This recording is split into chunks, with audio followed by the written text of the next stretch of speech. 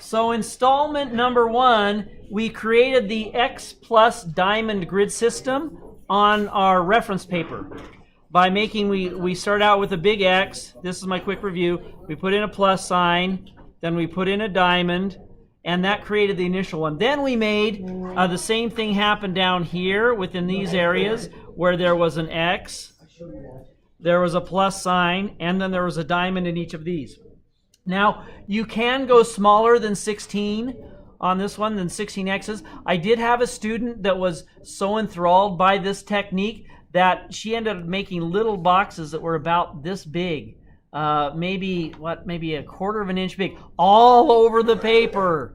And she did the same thing on her reference paper, and the grid system was really good. And her drawing was really accurate, but it did take a while to set up that grid. So the message is, use as many boxes and X's as you want. I saw somebody in, I think it was in this class or the other one, with this. They did an initial thing like this as a grid. They just did a simple plus sign to try and help them manage a drawing that they were doing. That's enough. If that's what you need to create your drawing, that's perfect. But for the sake of learning this technique, we want to make sure that we have 16 cubes. Now, I don't think I put it in there that way yet, but we're gonna take a picture of this and we're gonna upload it into that assignment category, and then you're gonna upload your drawing as well.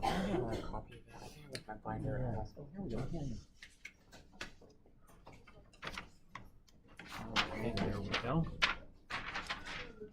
Okay, so now here's the deal. Here's the deal. We set up our grid over here. This is a cool thing, but now we need to set up our grid on the paper. And so if we just started going diagonal across this whole paper here, this paper in and of itself is longer than this one is. And so what would happen if we did that into the grid, we'd be literally stretching this guy out. So he'd be like Stretch Armstrong, super tall guy on that. And so that wouldn't work right. It wouldn't make an accurate drawing. So we need this paper to be proportionally the same size as this paper. And this one is 8.5 by 11. Okay, this is our standard 8.5 by 11 thing here. So we need that same sort of a ratio. We need this distance here compared to this one is the same this one compared to this one. So how we're going to do that is we're going to, we need to trim some area off of this paper, probably here at the bottom. And let me show you how we're going to do it.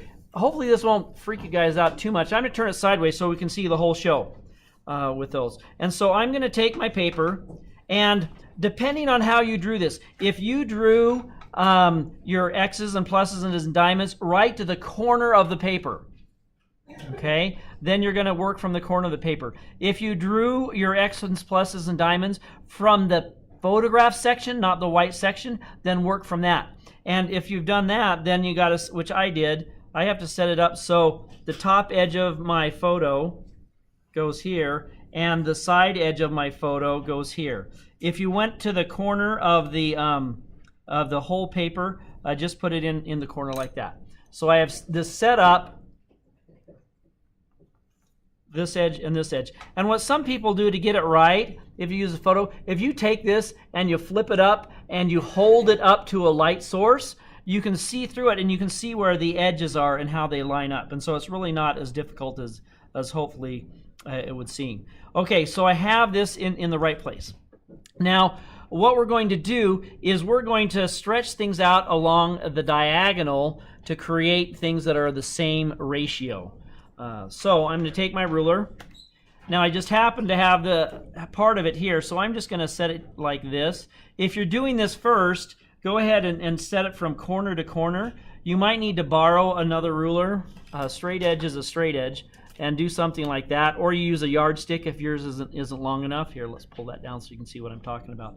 But fortunately for us, we did this drawing first, and so I'm just going to set the straight edge on the diagonal that goes across the whole page that makes up the grid system.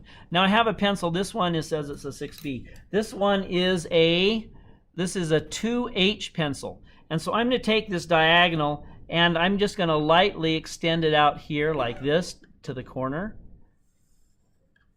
Now if I take away my ruler, you probably can't see that. which is good for you guys. Bad for the demonstration, but good for you guys. You want just a very light line with the grid system on the drawing paper. So I'm going to make a hard line. I don't want you guys to make a hard line. I want you guys to make a soft line on there. So one that you can erase or get rid of, but I want you guys to see this. So we're going to make this nice and crisp and clean like that. And so I extend this out along the diagonal. So this part right here that goes across the bottom from about here down, this is extra. Okay, we don't need that. And so I'm going to take my ruler like this. I'm going to set it so that I have the see-through part here, so this line and then this line are all lined up, and I'm going to put it right here on the corner, and I'm going to draw this over here like that. And so this part down here, this is all extra. This is stuff we don't need. I could cut that off if that's an easier way to deal with. You can leave it there. It doesn't really matter to me. But because we pulled this out along the diagonal, along the slope of the line, I used an art term or a math term, it makes it the same size. So let's say that if this one, the ratio on this one, this was 2 units and this was 1 unit. If I pulled this one out this way, and trying to make them proportional, if this was 2 units long and I pulled it out this way and just doubled it, it'd be 4 units, and it would make this one automatically 2 units, right? I see a lot of blank expressions because I'm looking at the backs of your heads. But that's how the slope works. Because the slope is the same and you follow the slope and you pull it out, it makes it work right for you. But the only thing you need to know right now is this. If I set up the paper like this and I put it in the corner and I put it in the corner and I go across the diagonal, wherever it intersects, I can take off the rest of it. Now, if this happened to intersect on the side or down here at the bottom, I drew it out here, I take off that side of it. Okay? So now that I have my initial drawing space taken care of, I'm going to take and create the X plus diamond grid on this paper. And so I need the X. This is going to be the hardest part here because, like I said, you might need to borrow a ruler from somebody when you do this. And so because it's just a little bit bigger, it's a little bit longer than 18 inches, if you take your straight edge and you do this and put it on the corner down here and the corner up here like that, and then you remove one of those, you still have that straight edge here. And I'm going to make this real heavy so you guys can see what's going on, but you're going to draw light. Pencils have different values associated with them. That number 2 that's on a pencil, this one's a number 2 pencil right here. It says number 2. It also has the art designation on that. That one's HB. H stands for hard. B stands for soft. On those, I'm not really sure. Brittle, I like brittle. So hard and brittle, I don't know what the B stands for. But if you go more towards the H side, the lead itself, the graphite, gets hard. And so when you draw a line with it, it doesn't deposit as much graphite on the paper. If you go more to the B side of it, it gets really, really soft. And so this one is a 6B pencil. I'm going to do an experiment here. Hold on, we'll sharpen this guy up so I have him going. So that's that one. Here's my 2H pencil. And you can get all the way up to 6H. Okay. Let's see if this experiment will work. I've never tried this before, but I'm going to do this. And so in theory, I have about the same pressure, right? And so when I pull those across, here, we'll pull a little harder. Hold on. Like that. Oh, let's do it on this one. There's some more paper. Here's the paper. Hold on. And so if we do that and we have the same pressure going on this thing, coming across, we'll press hard enough so you can kind of see the one. You can kind of see one line, right? That's because the other one is so soft, so thin, so light that you can't see it. And so that was the same pressure. And that's just because of the difference in the pencils, the quality of the graphite on that one. The 6B is really soft. You get a very good line. The 2H is more hard, and you get a not much of a line. So if you're doing an outline that you want to create and eventually have that outline disappear, or you want to have the grid system disappear, you can use a 2H pencil and have that work out pretty good for you. Okay, that's a little bit about pencil lore on those. Let's continue on with creating the grid on this one. So we got the X. Now we need to put a plus sign in it. And so the plus sign we're going to put with the straight edge right across the middle. I'm going to look at the side through the ruler and line that up. And then I'm going to put the plus sign in. I'm going to hold my ruler down here, put the plus sign across. Remember, have yours pretty light. Then I'm going to do the same thing the other way. I'm going to put it so the straight edge is on the middle. I'm going to look through the ruler and line it up so that the grid lines on the ruler coordinate with the side or the edge of the paper. And then I'm going to go here. If you have a T-square or a drawing triangle, it works really, really easy too. You just line them up with that. And so now I have the plus sign. So my X plus. Now I need to put a diamond in. That's going to be connecting the corners of the plus sign.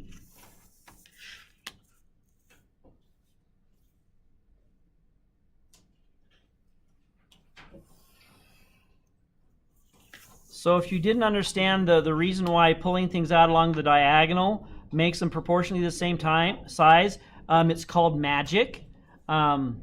It's a magic trick, and we're here to teach you some magic tricks. And so that is a magic trick you can use. You put it in your repertoire of tricks.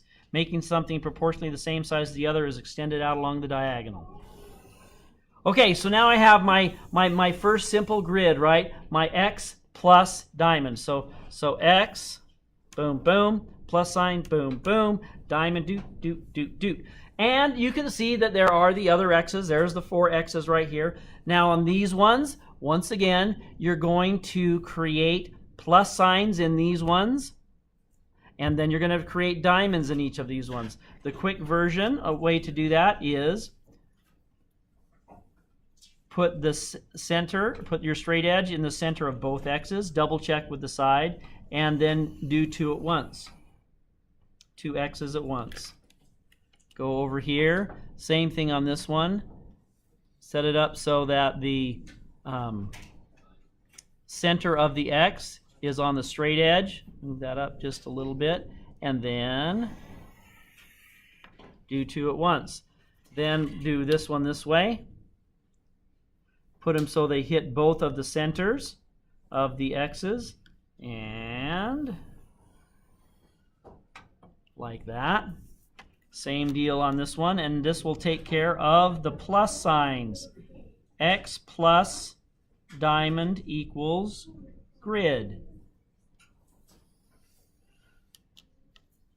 Okay, so now we have our plus signs in.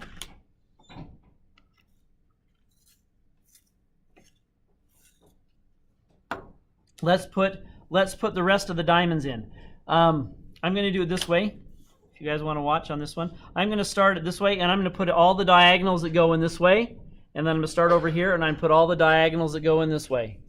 And so to do that, I'm just going to take my straight edge, and as soon as I come to any point that does not have a line on it, I'm going to draw a line here. So this is just creating the first side of the diamond on this one. Then as you take it across this way, I come and I hit this point, right? And I hit this point over here. In theory, they should be fairly close. And then I'm going to draw this line across that way. If they're slightly off, that's not going to hurt. It's still going to be good. And now I'm going to take this across this way and stop right here because I got the bottom right there. Slide that over, and then go this way. And then I'm going to go over here and do this one.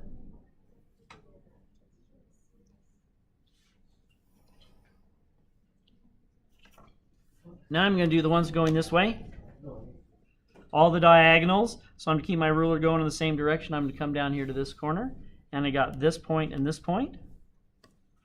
If you do this enough, it's just kind of automatic, and I realize that it's not automatic for some of you.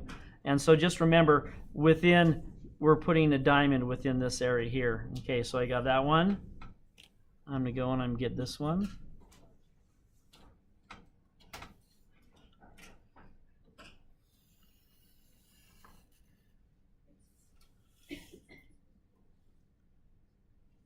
So in creating this drawing, you're going to do the drawing of the head of Saturn.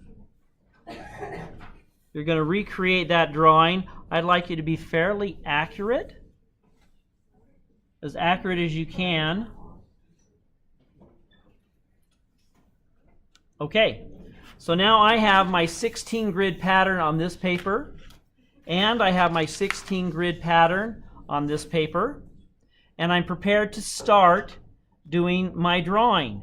So, by example, if I'm looking at the eye on my reference photo, a lot of times in portraiture I start with eyes. You can start wherever you like. So I'm going to do this one right here. And so this line right here, the top of his eye, is what I'm concerned with. I want to draw that. And so it looks like it crosses this mark right here, this grid line. And it looks like if I was to measure it here and here, it's about halfway. And so the eye, the top of the eye, crosses the grid line about right here.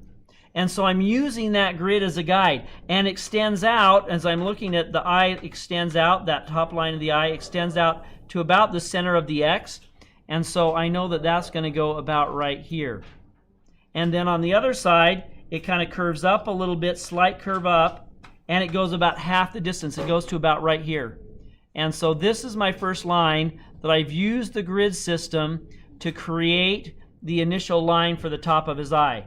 Now it's going to come down here, it's going to bend, it's going to turn a little bit like this, so it's going downward.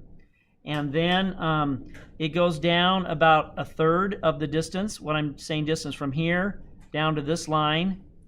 If I divide it into thirds, there and there, that's about how far this part goes down. And then it starts to curve out a little bit, and then continues on and bumps into this other vertical line. And so that's the line for that part of his eye. Now this part in here that we have going, if we divide the distance between these two lines in half, that's where his eye starts coming down here. At least that's what it looks like to me. That's a little bit flatter. And then he has, it kind of comes down, and then it squirts out into this part where this just, it's kind of keeping the same distance. And then it squirts out and creates the tear duct. And then that tear duct kind of comes up along the same line here. The bottom of his eye that we see here, the lower eyelid, kind of has a little bit of a thing here, and then that comes here, and it kind of dupes down a little bit like that. But then it curves up and finishes out here like that. And so by doing the comparison, by looking at this little area here, I can see the lines. The grids help me see the lines. I compare proportions on those for various sizes of things, and then that enables me to create a more accurate drawing of the eyeball in this particular circumstance. And then his pupil we can see is kind of right in this location. His iris looks like it's coming about here.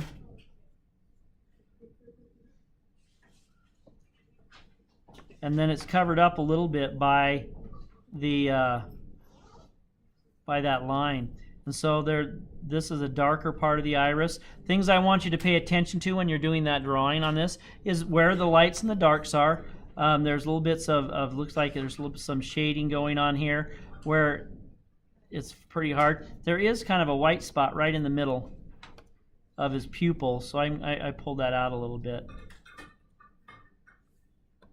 Looks like there's some other things happening here where this connected, and then this is slightly darker as well. Oops.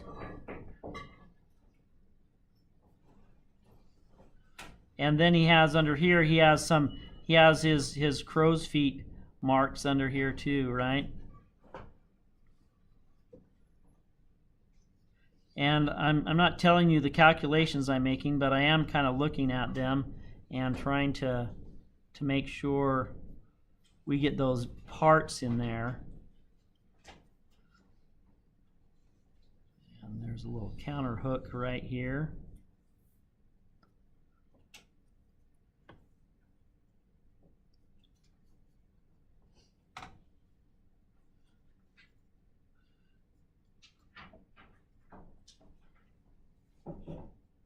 And so that's, I just started in with the grid, looking and zooming into this area. Now you may find that in some areas you need more help.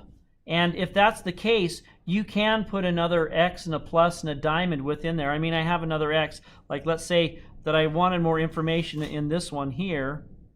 I could put an X here, have the X. I can put in the plus. I can put in the diamond.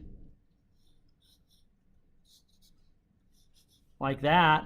If that'd be really helpful actually for drawing that eye, because look, the end of the eye and the beginning of the eye, they both touch on this diagonal this way and this way. And so if I had that information in this square here, as far as having the plus and the diamond, that would give me more information.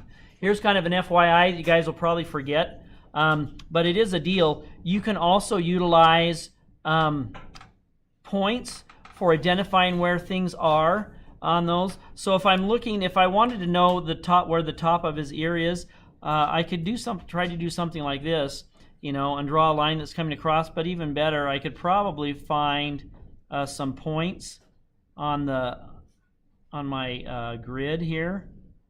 That if I connect those points, we can find the height of any given thing. So if I like this, if I wanted to find exactly where the top of his ear is, this is complicated, but if I set my ruler on this point here, which is this one on my paper, and then I set it on this point right here, I'm going to move it up and over so I can get it out of the way a little bit.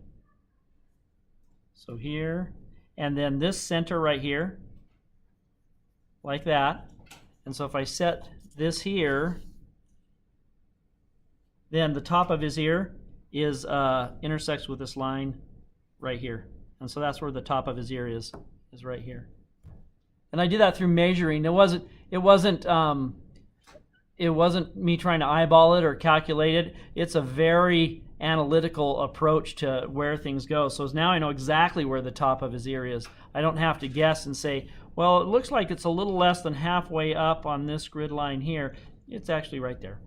And that's done through looking for intersecting points on your grid and then creating another line on it. So if this is easier to see it this way, I don't know if it is, but that line here, if I have intersecting point there, intersecting point here, right here is where his top of his ear is. And so I can just make that mark. I could just draw a line like this on this one, and then I draw that same line as I come over here on this one. And that gives me a guide, a mark on where to start with this one. Okay, so I'm going to jump on Canvas real quick. I'm going to create something for you to do to turn this drawing in, the grid system, and then your finished drawing here, I want you to turn that in as well. You don't need to have the grid marks on it. I'll assume that you've used this system to set them up, but I want you to turn that one in, your whole drawing in with this one.